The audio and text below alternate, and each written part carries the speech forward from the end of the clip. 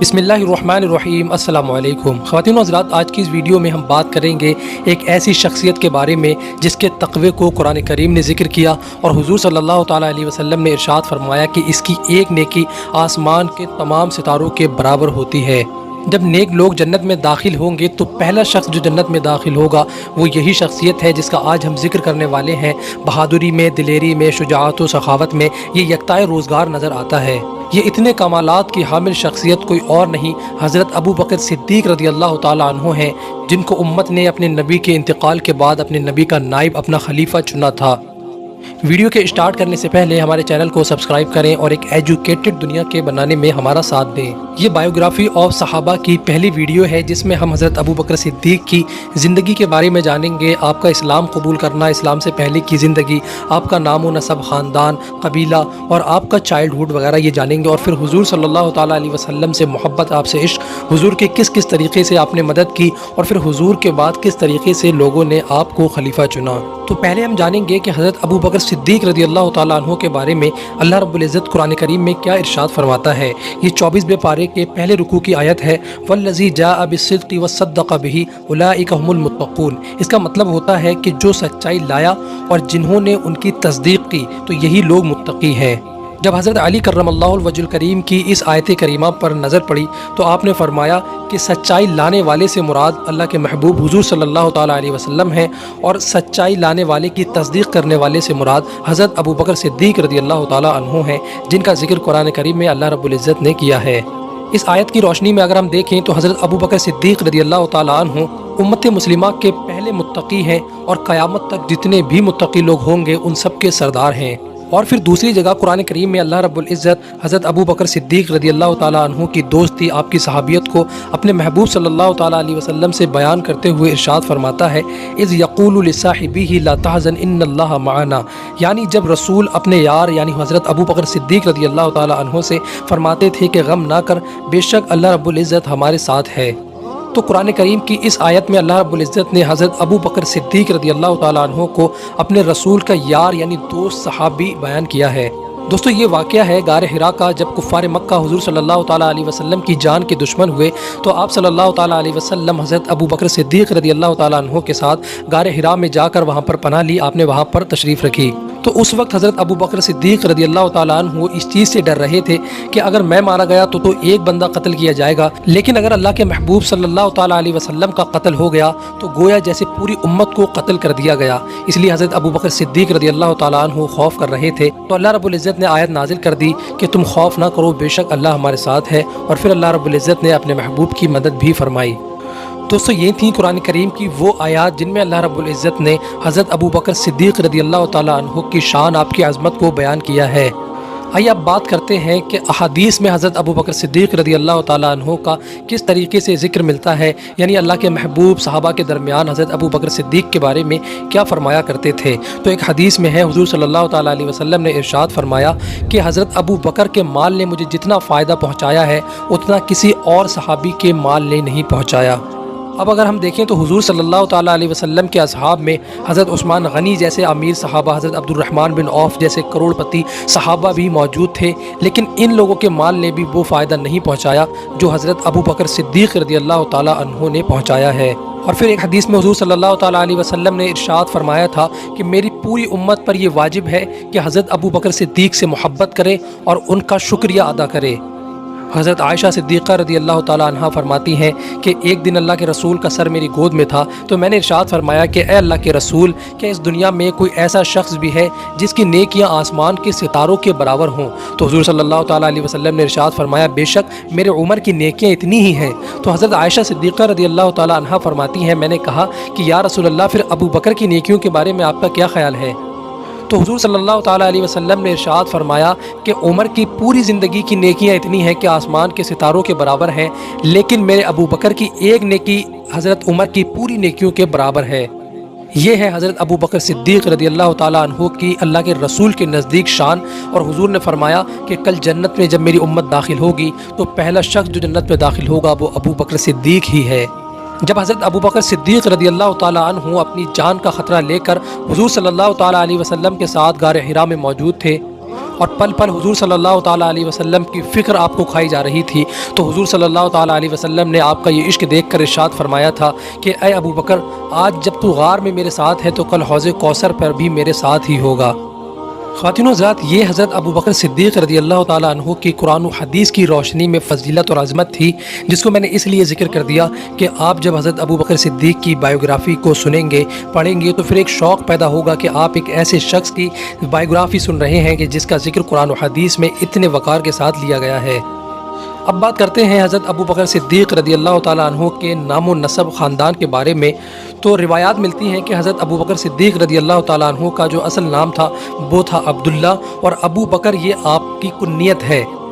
اور صدیق اور عتیق یہ آپ کے القاب ہیں جو حضور صلی اللہ تعالیٰ علیہ وسلم نے اور اللہ رب العزت نے آپ کو عطا کیے ہیں۔ آپ کے والد کا نام عثمان اور کنیت ابو قحافہ ہے، اور والدہ کا نام سلمہ جن کی کنیت ام الخیر ہے، اور آپ کا سلسلہ نسب 7ویں پشت پر جا کر مرہ بن کعب پر حضور صلی اللہ تعالیٰ علیہ وسلم کے شجرے کے ساتھ مل جاتا ہے۔ اور حضرت ابو بکر صدیق رضی اللہ تعالیٰ عنہ اصحاب فیل والے واقعے سے قریب 2.5 سال بعد مکہ مکرمہ میں پیدا ہوئے تھے۔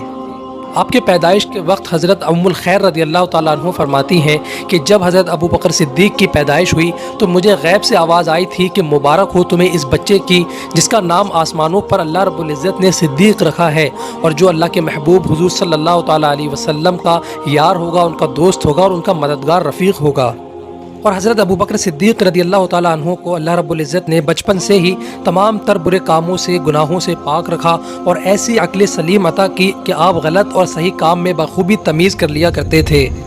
حضرت ابو بکر صدیق رضی اللہ تعالیٰ عنہ کے بچپن کا دور تھا۔ آپ کے والد آپ کو بت خانے میں لے کر گئے اور کہا کہ یہ جو بلند و بالا بت دیکھ رہے ہو یہ تمہارا خدا ہے، اے ابو بکر تم اسے سجدہ کرو۔ حضرت ابو بکر صدیق رضی اللہ تعالیٰ عنہ پہلے دیکھتے رہے کھڑے ہو کر اس بت کو کہ یہ میرا خدا کیسے ہو سکتا ہے، یہ تو پتھر کا ہے، نہ یہ بولتا ہے، نہ یہ سنتا ہے، نہ یہ دیکھتا ہے، یہ خدا کیسے ہو سکتا ہے۔ پھر حضرت ابو بکر صدیق رضی اللہ تعالیٰ عنہ اس کے پاس قریب گئے اور پھر اس سے جا کر کہا کہ میں بھوکا ہوں، مجھے کھانا کھلا، لیکن وہ بت بنا رہا اور اس نے کوئی جواب نہ دیا۔ پھر حضرت ابو بکر صدیق رضی اللہ تعالیٰ عنہ نے کہا کہ میں ننگا ہوں، مجھے کپڑے پہنا، وہ بت پھر بھی وہیں کھڑا رہا اور جواب نہیں دیا۔ پھر حضرت ابو بکر صدیق رضی اللہ تعالیٰ عنہ نے ایک پتھر اٹھایا اور کہا کہ اگر مجھے کھانا نہیں کھلا سکتا تو کوئی بات نہیں، مجھے کپڑے نہیں پہنا سکتا تو کوئی بات نہیں، کم سے کم اپنی تو حفاظت کر ہی سکتا ہے۔ حضرت ابو بکر صدیق رضی اللہ تعالیٰ عنہ نے وہ پتھر جب اس بت کے مارا تو وہ اوندھے منہ زمین پر گر پڑا۔ اتنے میں حضرت ابو بکر صدیق رضی اللہ تعالیٰ عنہ کے والد صاحب وہاں پہنچے تو دیکھا کہ بت زمین پر گرا پڑا ہے اور حضرت ابو بکر صدیق رضی اللہ تعالیٰ عنہ سامنے کھڑے ہیں۔ آپ نے فوراً حضرت ابو بکر صدیق کو لیا اور گھر پہنچے اور آپ کو ماں کے حوالے کر دیا۔ حضرت ابو بکر صدیق رضی اللہ تعالیٰ عنہ زمانہ جاہلیت میں اپنی برادری کے تمام لوگوں میں سب سے زیادہ امیر تھے۔ دولت کے ساتھ ساتھ آپ مروت و احسان، حسن کردار و اخلاق کا مجسمہ اور اپنی قوم میں بہت معزز سمجھے جاتے تھے۔ اس وقت کے قتل و قتال، مرڈر، چوری، ڈکیتی کے مقدمات، ان سب کے فیصلے حضرت ابو بکر صدیق رضی اللہ تعالیٰ عنہ ہی کیا کرتے تھے، اور یہ زمانہ جاہلیت میں ایک بہت بڑا منصب تھا، ایک بہت بڑا آپ کا لیبل تھا کہ عرب کے تمام تر جتنے بھی مرڈر کے کیسز ہوا کرتے تھے، قتل کے، چوری کے، الزامات کے اور بہت سے جرمانوں کے مقدمات بھی آپ ہی ہینڈل کیا کرتے تھے۔ حضرت ابو بکر صدیق رضی اللہ تعالیٰ عنہ نے زمانہ جاہلیت میں بھی کبھی بھی کوئی ایسا کام نہیں کیا جو اسلام آنے کے بعد اسلام میں حرام ہو، مثلا شراب پینا، زنا کرنا یا اور بھی دوسرے کام جو اسلام میں حرام بتائے گئے۔ ایک دن صحابہ اکرام نے حضرت ابو بکر صدیق رضی اللہ تعالیٰ عنہ سے عرض کی کہ اے ابو بکر کیا تم نے زمانہ جاہلیت میں کبھی شراب پی تھی؟ تو آپ نے فرمایا کہ اللہ کی پناہ میں نے کبھی زمانہ جاہلیت میں بھی شراب کو ہاتھ نہیں لگایا۔ تو صحابہ نے عرض کی کہ اس وقت تو شراب حرام نہیں تھی اور عام طور سے پی جاتی تھی، تو آپ نے کبھی شراب کیوں نہیں پی؟ تو حضرت ابو بکر صدیق رضی اللہ تعالیٰ عنہ نے ارشاد فرمایا کہ میں اپنی عزت و آبرو کی، جو اہل عرب میری عزت کیا کرتے تھے، اس کی حفاظت کرنا چاہتا تھا، کیونکہ جو شخص شراب پیتا ہے اس کی عزت و آبرو جاتی رہتی ہے اور لوگ اس کی عزت کرنا بند کر دیتے ہیں۔ خواتین و حضرات، ایک دن حضرت عائشہ صدیقہ رضی اللہ تعالیٰ عنہ سے کسی نے عرض کی کہ آپ اپنے والد حضرت ابو بکر صدیق رضی اللہ تعالیٰ عنہ کا حلیہ مبارک ہمیں بیان کریں کہ حضرت ابو بکر دیکھنے میں کیسے تھے، کیسے دکھتے تھے، کیسے چلتے تھے، کیسا جسم تھا، کیسا چہرہ تھا، کیسا رنگ تھا، یہ سب چیز آپ ہم سے بیان کریں۔ تو حضرت عائشہ صدیقہ رضی اللہ تعالیٰ عنہ نے حضرت ابو بکر کا حلیہ بیان فرماتے ہوئے ارشاد فرمایا کہ حضرت ابو بکر صدیق رضی اللہ تعالیٰ عنہ کا جو جسم مبارک تھا وہ بہت کمزور سا تھا اور چہرے پر بہت زیادہ فیٹ نہیں تھا، چہرہ پتلا تھا، گال اندر کو دبے ہوئے تھے، بال سفید تھے جس پر آپ مہندی لگایا کرتے تھے، اور انگلیوں کے درمیان گاہیاں بہت کھلی ہوئی تھیں، اور پیٹ تھوڑا سا بڑا تھا، اتنا کہ اگر آپ لنگی باندھتے تھے تو لنگی کھسک کر نیچے کمر پر آ جایا کرتی تھی۔ پیشانی حضرت ابوبکر صدیق کی بہت چوڑی تھی اور اس پر ہمیشہ پسینہ رہا کرتا تھا، لیکن حضرت ابوبکر صدیق کی نظریں ہمیشہ نیچے جھکی رہتی تھیں۔ حضرت ابوبکر صدیق رضی اللہ تعالیٰ عنہ اسلام سے پہلے جو عرب میں غلط کام ہوا کرتے تھے، جیسے شراب پینا، بت کی پرستش کرنا، لوگوں پر ظلم و ستم کرنا، لڑکیوں پر ظلم و ستم، ان کو زندہ جلا دینا، یہ سارے جو کام ہوا کرتے تھے آپ اس سب کے مخالف تھے اور آپ حق کی جستجو میں لگے رہتے تھے۔ لیکن جب آپ کی دوستی حضور صلی اللہ تعالیٰ علیہ وسلم سے ہوئی اور آپ نے حضور صلی اللہ تعالیٰ علیہ وسلم کی صحبت اختیار کی، تو آپ نے دیکھا کہ حضور صلی اللہ تعالیٰ علیہ وسلم حسن اخلاق و کردار کا مجسمہ ہیں۔ آپ کی صداقت، آپ کا رویہ، آپ کا انداز گفتگو اور چھوٹوں پر شفقت، بڑوں کا ادب، یہ سب چیز دیکھ کر حضرت ابوبکر صدیق رضی اللہ تعالیٰ عنہ حضور صلی اللہ تعالیٰ علیہ وسلم کی شخصیت سے بہت زیادہ متاثر رہتے تھے۔ یہی وجہ تھی کہ جب حضور صلی اللہ تعالیٰ علیہ وسلم نے اعلان نبوت کیا اور اپنے خاندان والوں میں جب یہ پیغام بھیجا کہ ایک رب کی عبادت کرو اور میں اللہ کا آخری نبی ہوں، مجھے اللہ کا نبی مانو، تو اور سب لوگوں نے تو اس کی تردید کر دی، حضور صلی اللہ تعالیٰ علیہ وسلم کے اس پیغام کو ایکسیپٹ نہ کیا۔ لیکن حضرت ابوبکر صدیق رضی اللہ تعالیٰ عنہ نے جب اس کو سنا تو آپ نے فوراً اسلام قبول کر لیا، اور آپ نے کہا کہ جو شخص اپنے دنیاوی معاملات میں جھوٹ نہیں بولتا، میں بچپن سے حضرت محمد صلی اللہ تعالیٰ علیہ وسلم کے ساتھ ہوں، کبھی انہوں نے دنیاوی کسی بھی فائدے کے لیے دنیاوی کسی معاملے میں جھوٹ نہیں بولا ہے، تو یہ شخص اللہ اور اس کے رسول کے بارے میں جھوٹ کیسے بول سکتا ہے؟ اور حضرت ابوبکر صدیق رضی اللہ تعالیٰ عنہ تمام تر صحابہ میں، تمام مردوں میں سب سے پہلے اسلام میں داخل ہوئے۔ حضرت ابوبکر صدیق رضی اللہ تعالیٰ عنہ اللہ کے رسول سے کتنی محبت کیا کرتے تھے، آپ اندازہ لگا سکتے ہیں کہ جب مسلمانوں کی تعداد 40 ہوئی تو حضرت ابوبکر صدیق نے اللہ کے رسول سے عرض کی کہ یا رسول اللہ، ہم کیوں نہ اسلام کی تبلیغ کریں، اسلام کو اعلانیہ لوگوں میں ظاہر کریں اور لوگوں کو اسلام کی طرف بلائیں؟ تو پہلے تو حضور نے منع فرمایا، لیکن حضرت ابوبکر نے بہت زیادہ اصرار کیا تو حضور صلی اللہ تعالیٰ علیہ وسلم نے اجازت دے دی۔ حضرت ابوبکر نے تمام لوگوں کو خانہ کعبہ میں مسجد حرام کے صحن میں جمع کیا اور خطبہ شروع کیا، جس میں اسلام کی تبلیغ، اللہ کی عبادت اور حضور صلی اللہ تعالیٰ علیہ وسلم کا نبی آخر الزماں ہونے کا آپ نے دعویٰ کیا، اور لوگوں کو دعوت دی کہ آپ حضور صلی اللہ تعالیٰ علیہ وسلم کو اللہ کا آخری نبی مانیں اور اللہ کو ہی عبادت کے لائق مانیں۔ یہ جتنے بھی بت یہاں رکھے ہوئے ہیں یہ سب جھوٹے خدا ہیں، اصل خدا اللہ رب العزت ہے، اس ہی کی عبادت کرنی چاہیے۔ تو لوگوں نے ایک دم سے آپ پر حملہ کر دیا اور آپ کو بہت بری طریقے سے مارا پیٹا، یہاں تک کہ حضرت ابوبکر صدیق رضی اللہ تعالیٰ عنہ بے ہوش ہو گئے۔ اتنے میں آپ کے قبیلے والے لوگ آئے اور آپ کو اٹھا کر آپ کے گھر پہنچا دیا۔ اس وقت حضرت ابوبکر کی حالت ایسی تھی کہ لوگ یہ محسوس کر رہے تھے کہ اب یہ زندہ نہ رہیں گے، لیکن اللہ کے کرم سے، حضور صلی اللہ تعالیٰ علیہ وسلم کی برکت سے آپ زندہ رہے۔ حضرت ابوبکر کو جب شام کو ہوش آیا تو آپ نے آنکھ کھلتے ہی دریافت کیا کہ اللہ کے رسول کہاں ہیں، ان کی کیا حالت ہے، آپ کا کیا حال ہے۔ جب لوگوں نے یہ ماجرا دیکھا کہ جن کی وجہ سے اتنا پٹے ہیں، آنکھ کھلتے ہی انہی کا ذکر کر رہے ہیں، انہی کے بارے میں پوچھ رہے ہیں، تو سارے لوگ آپ کو چھوڑ کر چلے گئے، اور جاتے ہوئے آپ کی والدہ سے کہا کہ ابوبکر کمزور ہیں، انہیں کھانا کھلاؤ، ان کے کھانے پینے کا انتظام کرو۔ آپ کی والدہ نے کھانے پینے کا انتظام کیا، لیکن آپ نے کھانے سے انکار کر دیا اور کہا کہ پہلے مجھے اللہ کے رسول کی حالت جاننا ہے کہ آپ اس وقت کس حال میں ہیں اور کہاں ہیں۔ تو آپ کی والدہ نے کہا کہ میں تو نہیں جانتی کہ اللہ کے رسول کس حال میں ہیں۔ تو حضرت ابوبکر نے کہا کہ حضرت عمر کی بہن ام جمیل کے پاس جاؤ، وہ آپ کو بتائیں گی کہ حضور صلی اللہ تعالیٰ علیہ وسلم کہاں ہیں اور کس حال میں ہیں۔ جب حضرت ابوبکر کی والدہ ام الخیر ام جمیل کے پاس پہنچی تو وہ دوڑی دوڑی حضرت ابوبکر کے پاس آئیں، اور جیسے ہی حضرت ابوبکر کی حالت کو دیکھا تو ایک دم سے رونے لگیں۔ حضرت ابوبکر نے دریافت کیا کہ حضور صلی اللہ تعالیٰ علیہ وسلم کہاں ہیں، کس حال میں ہیں، تو انہوں نے بتایا کہ حضور صلی اللہ تعالیٰ علیہ وسلم حضرت ارقم رضی اللہ تعالیٰ عنہ کے گھر میں ہیں اور خیر و عافیت سے ہیں۔ اتنا سننا تھا کہ حضرت ابوبکر صدیق کے چہرے پر چین و سکون کے آثار نظر آنے لگے، اور آپ دوڑے دوڑے حضرت ارقم کے گھر پہنچے اور حضور صلی اللہ تعالیٰ علیہ وسلم کو دیکھتے ہی لپٹ گئے، اور حضور صلی اللہ تعالیٰ علیہ وسلم بھی اور حضرت ابوبکر دونوں ایک دوسرے سے مل کر خوب روئے اور ایک دوسرے کے حال چال پوچھنے لگے۔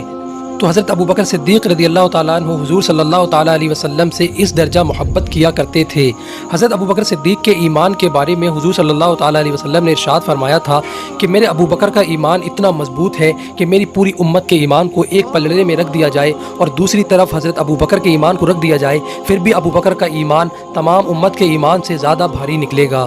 حضرت ابوبکر کی بہادری، آپ کی شجاعت کے بارے میں کون نہیں جانتا ہے؟ جب حضرت علی کرم اللہ وجہ الکریم نے لوگوں سے پوچھا کہ تم لوگ بتاؤ کہ سب سے زیادہ بہادر شخص کون ہے، تو صحابہ اکرام نے عرض کی کہ سب سے بہادر تو آپ ہی ہیں، آپ ہی شیر خدا ہیں۔ تو حضرت علی نے فرمایا کہ میں سب سے بہادر نہیں ہوں، کیونکہ میں تو اپنے جوڑے والے سے، اپنے برابر کے لوگوں سے لڑتا ہوں، لیکن جو سب سے بہادر شخص ہے وہ کوئی اور ہے آپ لوگ بتاؤ وہ کون ہے؟ تو لوگوں نے کہا کہ ہم نہیں جانتے، اے شیر خدا آپ ہی بتا دیں کہ سب سے بہادر کون ہے؟ تو حضرت علی نے فرمایا کہ سب سے بہادر شخص حضرت ابو بکر صدیق ہے، کیونکہ جب جنگ بدر میں ہم نے حضور صلی اللہ تعالیٰ علیہ وسلم کے لیے ایک خیمہ لگایا تھا جس پر تمام تر کافروں کی نظر تھی اور حضور صلی اللہ تعالیٰ علیہ وسلم پر حملہ کرنے کے لیے لوگ تیار ہو رہے تھے، تو اس وقت ہم نے یہ اعلان کیا کہ حضور صلی اللہ تعالیٰ علیہ وسلم کے سپاہی کے طور پر، آپ کے محافظ کے طور پر کون آپ کے اس خیمے کی حفاظت کرے گا؟ تو حضرت علی فرماتے ہیں کہ سب سے پہلے جو شخص آیا حضور صلی اللہ تعالیٰ علیہ وسلم کی حفاظت کے لیے وہ حضرت ابو بکر صدیق ہی تھے، اور آپ کے علاوہ کوئی بھی شخص اس جان کے جوخم بھرے کام میں آگے نہیں آیا۔ تو حضرت علی نے فرمایا اس اعتبار سے سب سے بہادر شخص کوئی اور نہیں، حضرت ابو بکر صدیق ہی ہیں۔ تو جہاں حضرت ابو بکر صدیق رضی اللہ تعالیٰ عنہ اتنے بہادر، اتنے شجاعت والے ہیں، تو وہیں سخاوت میں بھی آپ کسی سے کم نہیں ہیں۔ حضرت عمر رضی اللہ تعالیٰ عنہ فرماتے ہیں کہ جب اللہ کے رسول نے صدقے کا حکم دیا کہ کہا صدقہ کرو، تو میں نے سوچا کہ آج میں حضرت ابو بکر سے سبقت لے جاؤں گا، اور میرے پاس مال زیادہ ہے تو میں ابو بکر سے زیادہ مال دے کر ابو بکر سے نیکیوں میں آگے بڑھ جاؤں گا۔ تو جب میں نے مال حضور صلی اللہ تعالیٰ علیہ وسلم کے پاس جمع کیا تو حضور نے فرمایا کہ تم اپنے گھر پر اہل و عیال کے لیے کیا چھوڑ کر آئے ہو؟ حضرت عمر رضی اللہ تعالیٰ عنہ فرماتے ہیں کہ میں آدھا مال اپنے گھر چھوڑ آیا ہوں اور آدھا مال صدقہ کرنے لے آیا ہوں۔ اتنے میں حضرت ابو بکر صدیق رضی اللہ تعالیٰ عنہ اپنا مختصر سا مال لے کر حاضر ہوئے تو اللہ کے رسول نے ارشاد فرمایا کہ اے ابو بکر تم گھر پر کیا چھوڑ کر آئے ہو اپنے اہل و عیال کے لیے؟ تو حضرت ابو بکر نے کہا کہ یا رسول اللہ میں اپنے گھر سے ہر شے کو لے آیا ہوں اور گھر پر صرف اور صرف اللہ اور اس کا رسول چھوڑ کر آیا ہوں۔ تو یہ حضرت ابو بکر صدیق رضی اللہ تعالیٰ عنہ کے جذبے تھے، شجاعت میں، بہادری میں، حضور سے محبت میں اور سخاوت میں، صدقے میں آپ ہمیشہ سب سے اعلیٰ، سب سے نمبر 1 پہ رہا کرتے تھے۔ جب حضرت ابو بکر صدیق نے اسلام قبول کیا تھا تو آپ کے پاس 40,000 درہم تھے، لیکن جب آپ مکے سے مدینہ ہجرت کر کے گئے تو اس وقت صرف 5,000 درہم دینار آپ کے پاس رہ گئے تھے، جن میں سے 35,000 آپ نے اسلام کی خاطر غلاموں کو آزاد کرنے، اسلام کو قوت بخشنے اور بھی دینی کام میں خرچ کر دیے تھے۔ یہ حضرت ابو بکر صدیق کے وہ احسانات ہیں جن کا بدلہ پوری امت مل کر بھی نہیں چکا سکتی۔ خواتین و حضرات، حضور صلی اللہ تعالیٰ علیہ وسلم کے وصال سے پہلے جب آپ کی طبیعت علیل ہونا شروع ہوئی، یعنی 22 صفر کو جب آپ کے سر میں درد شروع ہوا تو آپ 4-5 دن تک تو مسجد نبوی میں جا کر ہی نماز ادا کرتے رہے، لیکن پھر آپ نے حضرت ابو بکر صدیق رضی اللہ تعالیٰ عنہ کو اپنا نائب بنایا اور کہا کہ مسجد نبوی میں صحابہ کی امامت کرو، صحابہ کرام کو نماز پڑھاؤ۔ حضرت ابو بکر صدیق رضی اللہ تعالیٰ عنہ مسجد نبوی میں حضور صلی اللہ تعالیٰ علیہ وسلم کے نائب کے طور پر امامت کرنے لگے۔ اس دوران حضور صلی اللہ تعالیٰ علیہ وسلم کی طبیعت میں بہت اتار چڑھاؤ آنے لگے، کبھی طبیعت بہت بہتر ہو جاتی تو کبھی طبیعت خراب ہو جاتی تھی، یہاں تک کہ وصال کے دن صبح کو حضور صلی اللہ تعالیٰ علیہ وسلم بہت چین و سکون کے آثار آپ کے چہرے پر نظر آ رہے تھے، لیکن جیسے جیسے دن ڈھلتا گیا حضور صلی اللہ تعالیٰ علیہ وسلم کی بے چینی بھی بڑھتی گئی اور آپ پر وقتاً فوقتاً غشی بھی طاری ہونے لگی۔ اتنے میں حضور صلی اللہ تعالیٰ علیہ وسلم کی بارگاہ میں حضرت جبرائیل علیہ السلام حاضر ہوئے اور آپ کے ساتھ ایک ایسا فرشتہ تھا جو 1,00,000 فرشتوں کا سردار تھا، اور وہ 1,00,000 فرشتے بھی 1,00,000 فرشتوں کے سردار تھے۔ تو حضور صلی اللہ تعالیٰ علیہ وسلم نے حضرت جبرائیل علیہ السلام سے ارشاد فرمایا کہ یہ جو فرشتہ آپ کے ساتھ آیا ہے یہ کون ہے؟ تو حضرت جبرائیل علیہ السلام نے کہا کہ اے اللہ کے رسول یہ موت کا فرشتہ ہے۔ اس موت کے فرشتے نے اللہ کے رسول کو سلام عرض کیا اور آپ سے پھر عرض کی کہ اے اللہ کے رسول مجھے اللہ رب العزت نے حکم دیا ہے کہ جیسا آپ ارشاد فرمائیں گے میں ویسا ہی کروں گا، اگر آپ کا حکم ہوگا تو آپ کی روح کو قبض کروں گا، اگر آپ منع فرما دیں گے تو آپ کی روح کو قبض نہیں کروں گا اور یہاں سے واپس چلا جاؤں گا۔ تو حضور صلی اللہ تعالیٰ علیہ وسلم نے حضرت جبرائیل علیہ السلام کی طرف دیکھا تو حضرت جبرائیل علیہ السلام نے عرض کی کہ اے اللہ کے رسول بے شک اللہ رب العزت آپ سے ملاقات کا مشتاق ہے۔ جب یہ سنا تو حضور صلی اللہ تعالیٰ علیہ وسلم نے ارشاد فرمایا کہ اے موت کے فرشتے تجھے اللہ رب العزت نے جس کام کو حکم دیا ہے تو وہ کر لے۔ پھر اللہ کے رسول نے ہاتھوں کو آسمان کی طرف بلند کیا اور پھر اللہ رب العزت سے دعا کی اخترت رفیق العالی، اور پھر یہی ہاتھ حضور صلی اللہ تعالیٰ علیہ وسلم کے لٹکنے لگے اور پھر روح قدسی عالم قدس میں پہنچ گئی۔ انا للہ و انا الیہ راجعون۔ خواتین و حضرات، جب حضور صلی اللہ تعالیٰ علیہ وسلم کے انتقال کی خبر صحابہ میں، اہل بیت میں، ازواج مطہرات میں پھیلی تو اس وقت ان لوگوں کا جو حال تھا، جو ان کی اس وقت سچویشن تھی، اس کو بیان کرنا محال ہے۔ उस वक्त जो सहाबा इकराम के अहले बैत के दिलों पर, उनके कल्बों पर गुजर रही होगी, हम उसका अंदाज़ा भी नहीं लगा सकते। यहाँ तक कि हज़रत उस्मान गनी रदी अल्लाह ताला अन्हु पर सख्ता तारी हो गया था और आप बिल्कुल खामोश थे, न किसी से बोलते थे, न किसी की सुनते थे, और बस कभी इधर से उधर, उधर से इधर चक्कर लगाए जा रहे थे। तो वहीं हज़रत अली करमल्लाहुल वजहुल करीम भी एक जगह टेक लगा कर बैठ गए थे और वहीं पर बैठे रहे। उनमें इतनी हिम्मत बाकी नहीं रही थी कि कभी अपने हाथ भी हिला दें या उठकर दूसरी जगह चले जाएं। तो वहीं हज़रत उमर का तो ये हाल था कि आप किसी भी कीमत पर ये मानने को तैयार नहीं थे कि अल्लाह के रसूल इस दुनिया से तशरीफ़ ले जा चुके हैं, और आप नंगी तलवार को लेकर मदीने की गलियों में चक्कर लगा रहे थे और लोगों से कहते थे कि अगर किसी ने कह भी दिया कि अल्लाह के रसूल इस दुनिया से चले गए हैं तो उसकी गर्दन मार दूंगा। तो ये उस वक्त सहाबा इकराम के हालात थे। सब लोग अपने होश व हवास खो चुके थे। जब हज़रत अबू बकर सिद्दीक़ रदी अल्लाह ताला अन्हु को इसकी खबर हुई कि अल्लाह के रसूल इस दुनिया से तशरीफ़ ले गए हैं, तो आप फ़ौरन दौड़े दौड़े मस्जिद नबी में आए और लोगों के दरमियान से गुजरते हुए डायरेक्ट हुजरा आयशा में दाखिल हो गए। जब हुजूर सल्लल्लाहु ताला अलैहि वसल्लम के चेहरे से चादर को हटाया तो चेहरा देखते ही आप ज़ारो कतार रोने लगे। लेकिन अल्लाह रब्बुल इज़्ज़त ने आपको सहाबा इकराम की क़यादत देना थी, इस वजह से आपके होश व हवास बाकी रहे और आप मस्जिद नबी में आए और एक ज़ोरदार खुतबा दिया। हज़रत उमर रदी अल्लाह ताला अन्हु भी वहाँ मौजूद थे। तो उस वक्त हज़रत अबू बकर ने इरशाद फरमाया था कि अगर तुम लोग हुजूर सल्लल्लाहु ताला अलैहि वसल्लम की इबादत किया करते थे तो अल्लाह के रसूल तो इस दुनिया से जा चुके हैं, लेकिन अगर तुम अल्लाह रब्बुल इज़्ज़त की इबादत किया करते थे तो बेशक अल्लाह रब्बुल इज़्ज़त ज़िंदा है, उसे कभी मौत नहीं आएगी, वो हमेशा रहने वाली ज़ात है। फिर आपने कुरान करीम की वो आयात पढ़ी जिनका मफ़हूम है कि मोहम्मद सल्लल्लाहु ताला अलैहि वसल्लम तो एक रसूल थे जैसे कि और रसूल गुजरे हैं, तो क्या अगर अल्लाह के रसूल इंतकाल कर जाएंगे तो तुम उल्टे पाँव फिर जाओगे? तो जो उल्टे पाँव फिर जाएगा तो वो अल्लाह का कुछ नहीं बिगाड़ेगा बल्कि अपना ही नुकसान करेगा, और जो दीन पर इस्तिकामत से खड़ा रहेगा, दीन पर मजबूती से डटा रहेगा, तो बेशक अल्लाह रब्बुल इज़्ज़त उसे अजर अज़ीम अता फरमाएगा। हज़रत उमर कहते हैं कि जब मैंने ये बयान सुना, जब मैंने ये खुतबा, ये आयत करीमा हज़रत अबू बकर से सुनी, तो मैं ऐसा महसूस कर रहा था कि मैंने कभी ये कुरान की आयतें पढ़ी ही नहीं हैं। और सहाबा इकराम कहते हैं कि हमारी आंखों पर अल्लाह के रसूल के इंतकाल के बाद पर्दे पड़ गए थे, लेकिन जब हज़रत अबू बकर ने ये आयत करीमा इनका मफ़हूम वाज़े किया तो फिर हमारी आंखों से वो पर्दे उठ गए और फिर हमें कुछ सुकून, कुछ तसल्ली अता हुई। इसके बाद हज़रत उमर को ये पक्का यकीन हो गया कि बेशक अल्लाह के रसूल इस दुनिया से इंतकाल कर चुके हैं। आप फरमाते हैं कि एकदम से लर्जा आप पर तारी हो गया और आप ज़मीन पर गिर पड़े। हुजूर सल्लल्लाहु ताला अलैहि वसल्लम के इंतकाल के बाद अब जो सबसे बड़ा मसला उम्मत के सामने आना था वो था हुजूर सल्लल्लाहु ताला अलैहि वसल्लम का नाइब, आपका खलीफा। तो इसके लिए हज़रत साद बिन उबादा के घर पर सहाबा इकराम ने मीटिंग रखी और वहाँ पर बहुत से अंसार व मुहाजिरीन सहाबा मीटिंग कर रहे थे कि किसको खलीफा बनाया जाए। जब ये खबर हज़रत उमर रदी अल्लाह ताला अन्हु के पास आई तो आप एकदम से बेचैन हुए और आपने हज़रत अबू बकर से कहा कि ये जो मीटिंग हो रही है अंसार व मुहाजिरीन की, अगर इनमें से कोई अंसारी सहाबी बन गया तो अभी अरब का माशरा ऐसा है कि ये अरब लोग किसी भी मदीने के अंसार की क़यादत को कबूल नहीं करेंगे। बेहतर यही होगा कि हम फ़ौरन वहाँ पहुँचें और इस मसले को हल करें। तो हज़रत उमर और हज़रत अबू बकर सिद्दीक़ फ़ौरन वहाँ पहुँचे, साथ में आपके हज़रत अबू उबैदा भी थे। तो उस मीटिंग में एक अंसारी सहाबी खड़े हुए और उन्होंने कहा कि जब अल्लाह के रसूल तुम मुहाजिरों में से किसी को कहीं का आमिल बनाते थे तो तुम्हारे साथ एक अंसारी को भी किया करते थे, यानी दो लोगों को बनाया करते थे, एक अंसारी होता था और एक मुहाजिर। तो आज जब खलीफा की बारी आई है तो दो खलीफा बनेंगे, एक अंसारी होगा और एक मुहाजिर। तो फिर अंसार में से दूसरे एक सहाबी उठे, उन्होंने भी इसी तरीके की बात की। लेकिन हज़रत ज़ैद बिन साबित जब खड़े हुए तो उन्होंने लोगों को मुखातब होकर कहा कि तुम लोग भूल गए कि अल्लाह के रसूल मुहाजिर थे, तो अल्लाह के रसूल का नाइब भी, खलीफा भी मुहाजिर ही होगा। और हम लोग जिस तरीके से अल्लाह के रसूल के मुआविन व मददगार रहे, इसी तरीके से अल्लाह के रसूल के नाइब के भी मुआविन व मददगार रहेंगे। ये कहकर हज़रत ज़ैद बिन साबित ने, हज़रत उमर ने हज़रत अबू बकर सिद्दीक़ से कहा कि आप अपना हाथ आगे बढ़ाइए, हम आपके हाथ पर बैत करेंगे। तो हज़रत ज़ैद बिन साबित ने, हज़रत उमर ने, हज़रत अबू उबैदा बिन जर्राह ने और तमाम वहाँ पर सहाबा जो मौजूद थे उन लोगों ने हज़रत अबू बकर सिद्दीक़ के हाथ पर बैत की और फिर मस्जिद नबी में बैत का एहतमाम किया गया और बाकायदा तमाम सहाबा ने बारी बारी आकर हज़रत अबू बकर सिद्दीक़ के हाथ पर बैत की और आपको उम्मत मुस्लिमा का खलीफा चुन लिया। हज़रत अबू बकर सिद्दीक़ जिस वक्त खलीफा बने थे तो उस वक्त मस्जिद नबी में हज़रत ज़ुबैर और हज़रत अली करमल्लाहु वजहुल करीम मौजूद नहीं थे, लेकिन बाद में इन लोगों ने भी हज़रत अबू बकर सिद्दीक़ की खिलाफत को कबूल किया और आपके हाथ पर मस्जिद नबवी में बैत की थी।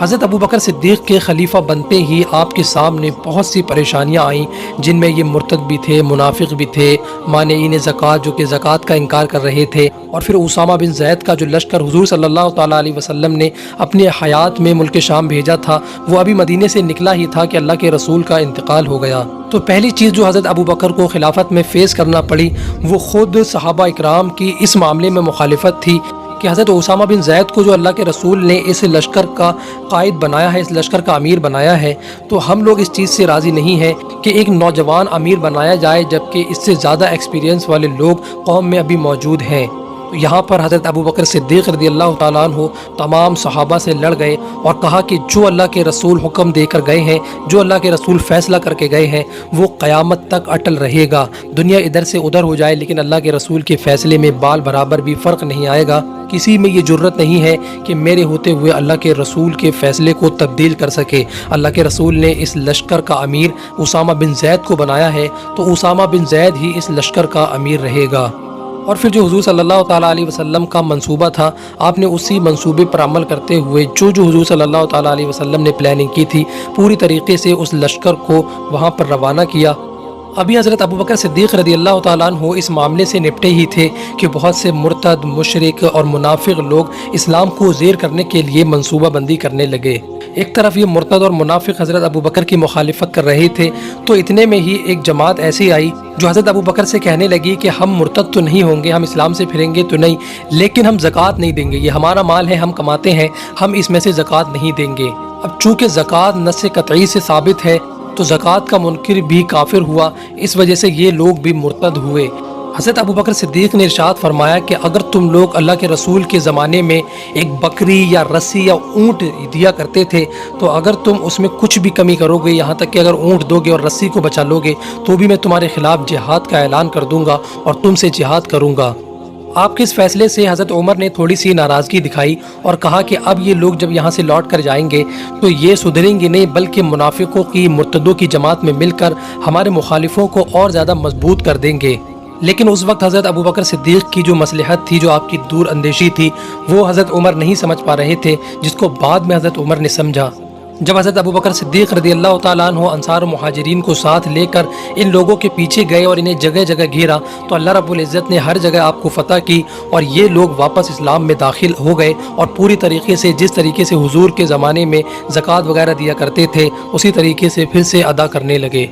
تو آپ کی یہ مصلحت دیکھ کر حضرت عمر رضی اللہ تعالیٰ عنہ بھی سمجھ گئے کہ آپ کا وہ فیصلہ غلط نہیں تھا، کیونکہ اگر حضرت ابو بکر صدیق رضی اللہ تعالیٰ عنہ اس وقت انہیں زکوٰۃ میں کچھ چھوٹ دے دیتے تو پھر ایک جماعت ایسی آتی جو نماز میں چھوٹ مانگتی، ایک جماعت ایسی آتی جو روزے میں چھوٹ مانگتی، پھر کچھ لوگ ایسے آتے جو نکاح میں اور بھی بہت سے مسائل میں چھوٹ مانگتے۔ لیکن جب مانعین زکوٰۃ کو حضرت ابو بکر صدیق نے کچل دیا تو پھر اس کے بعد کسی کی یہ جرت نہ ہوئی کہ اسلام کے کسی بھی قانون میں ذرا سی انگلی بھی اٹھا سکے۔ حضرت ابو بکر صدیق ان مانعین زکوٰۃ سے نپٹے تو پھر دوسری طرف مسیلمہ کذاب نے نبوت کا دعویٰ کر دیا۔ معاذ اللہ، اس نے نبوت کا دعویٰ کیا اور یہ کہا کہ میں اب اللہ کے رسول کے بعد نبی ہوں، تو پھر حضرت ابو بکر نے اس کے منہ کو بھی کچلا اور اسے واصل نار کیا۔ حضرت ابو بکر نے بہت سی پریشانیاں جھیلیں، بہت سی مخالفتوں کا سامنا کیا، یہاں تک کہ خود صحابہ اکرام بھی کچھ مسائل میں آپ سے ناراضگی ظاہر کر رہے تھے، لیکن پھر بھی آپ حضور صلی اللہ تعالیٰ علیہ وسلم کے فیصلوں پر، آپ کے بنائے ہوئے منصوبوں پر اٹل رہے